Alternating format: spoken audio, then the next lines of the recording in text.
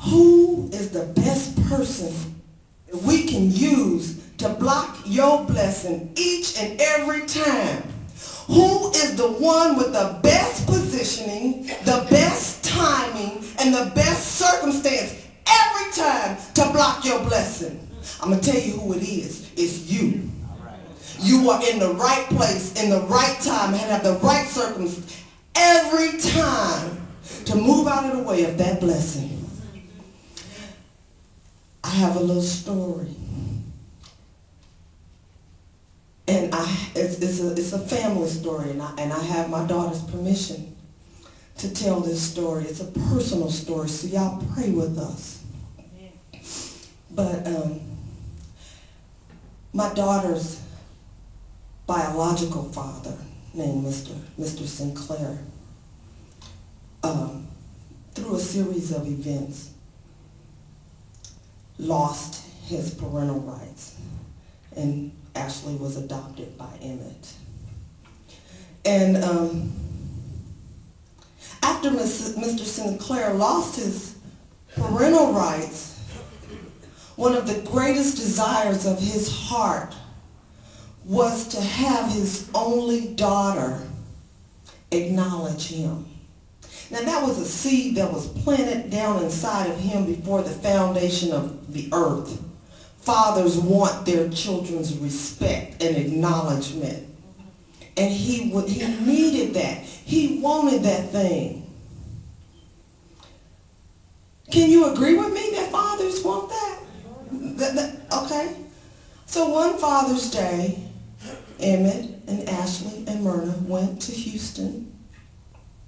And that Sunday morning when we got up, Emmett told Ashley, he said, Ashley, you really need to call your bio dad and wish him a happy Father's Day. But before we could make that happen, my cell phone rang, and it was Mr. Sinclair on the cell phone. But I did not reach that phone before it stopped ringing. But in turn, I immediately told Ashley to call him back. But he didn't answer the phone. So I encouraged Ashley to leave a message. And she did. Well, as soon as Ashley hung up that phone, I saw where Mr. Sinclair had left me a message. And when I listened to that message, I realized that out of hurt, because he believed that we had stolen his family from him and his daughter wasn't recognizing him, he left a filthy message on my voicemail. That was a terrible thing that he did because that blessing was right at his doorstep. It was right there. While he was on the phone leaving me a bad message, the vision that God put down inside of him before the foundation of the earth was happening in his life. That's right. But of course, when I heard what he said to me, I didn't call him back. And of course, when Ashley heard what he had said to her mother, she didn't want to call him back. And when he realized what went on, it took him 6 months to call back. Now, I'm not saying this about my former husband to say ugly things about him. What I'm saying this for is to show you an example of how we sabotage our greatest hope. Let's just say, for example, that Mr. Sinclair realized that vision and he prayed. And when he prayed, God dropped that thing down in Emmett's heart. And so we all set out 1,000 miles away to make his vision happen. But it was a whole probably 2 years before he was ever able to see his only daughter. And she wasn't nice when she saw him. But Daniel, let's get back to Daniel. Daniel gives us a perfect example Because Daniel was a man of faith, number one. He stood on his faith. And even during a time of persecution, even when people told him, we're going to kill you if you pray, he prayed anyway. And when he received his vision from on high, the very first thing that he did was pray. Now, prayer brings manifestations, direction, and anointing to your vision. If you are a child of the Almighty King, when you start to pray, heaven hears you. You are not just uttering words. Heaven hears you. Heaven is affected by your prayers. Our prayers affect heaven, and God probably does send help a lot of times.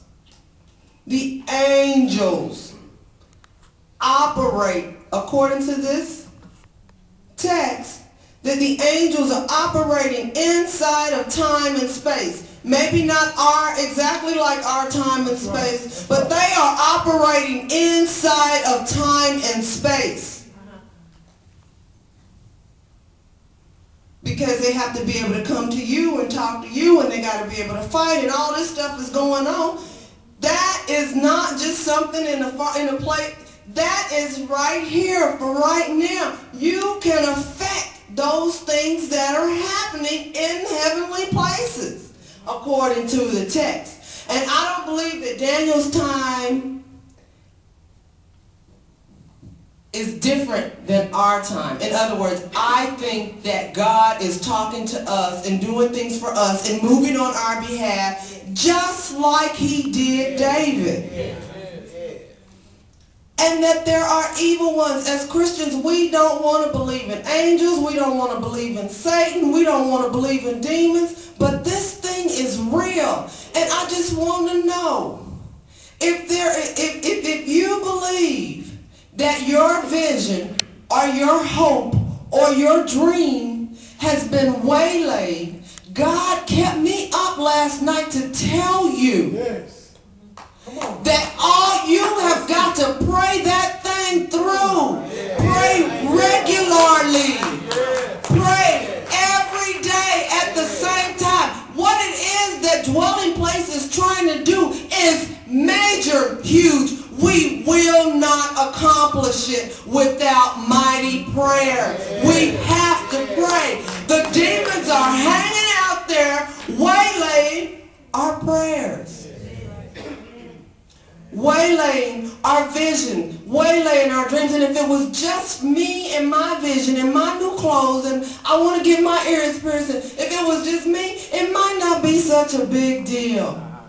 But what we're talking about is the stuff that my children and my children's children and my children's children's children will live on.